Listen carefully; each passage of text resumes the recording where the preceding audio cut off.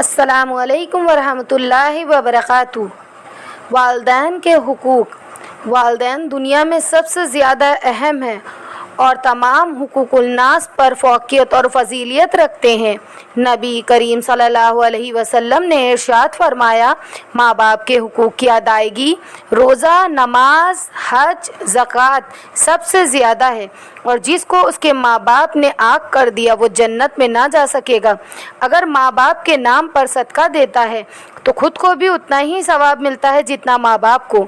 ایک شخص نے عرض کیا کہ میرے ماں باپ مر گئے ہیں، ان کے حقوق کس طرح ادا کروں؟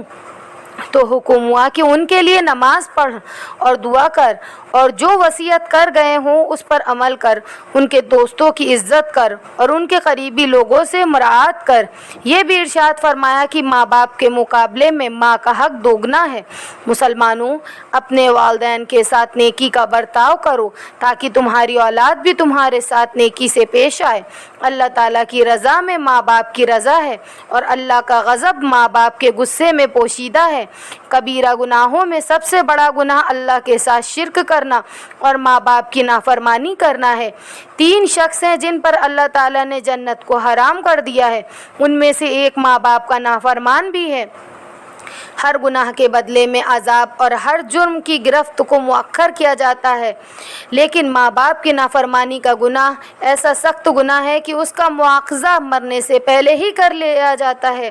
جو آدمی اپنے ماں باپ کے مرنے کے بعد ان کا قرض ادا کر دیتا ہے اور ان کی مانی ہوئی بات پوری کر دیتا ہے، وہ اگرچہ زندگی میں ان کا نافرمان رہا ہو، پھر بھی وہ خدا کے نزدیک ان کا فرما بردار سمجھا جائے گا۔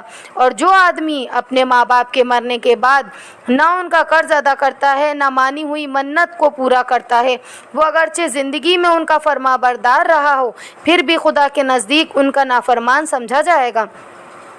وہ آدمی ذلیل ہو، پھر ذلیل ہو، پھر ذلیل ہو۔ لوگوں نے پوچھا، اے خدا کے رسول صلی اللہ علیہ وسلم، کون آدمی؟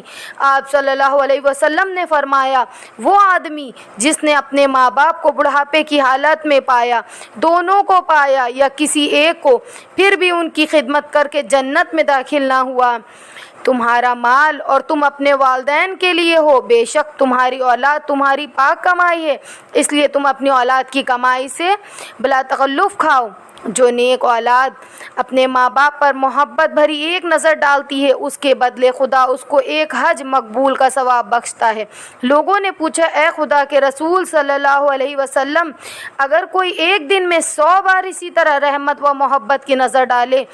آپ صلی اللہ علیہ وسلم نے ارشاد فرمایا، جی ہاں، اگر کوئی 100 بار ایسا کرے تب بھی خدا تمہارے تصور سے بہت بڑا اور تنگ دستی جیسے عیبوں سے بالکل پاک ہے۔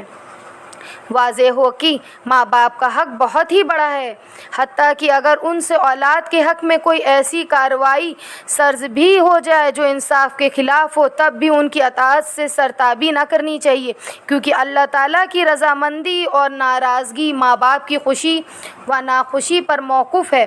والدین کی خدمت کا یہ تمتمہ سمجھنا چاہیے کہ ان کے انتقال کے بعد ان کے ملنے والوں اور ان کے دوستوں کی تعظیم کریں اور ان کے ساتھ سلوک اور احسان سے پیش آئیں۔ ماں باپ کی فرما برداری سے صرف ایک صورت میں پہلو تہی کی گنجائش ہے، اور وہ یہ ہے کہ اگر والدین کسی ایسے کام کو کرنے کے لیے مجبور کریں جو اللہ اور اللہ کے رسول صلی اللہ علیہ وسلم کی صریح احکام کے خلاف ہو، تو ایسے موقعوں پر خوش اسلوبی کے ساتھ اپنی معذوری کا اظہار کر دیں۔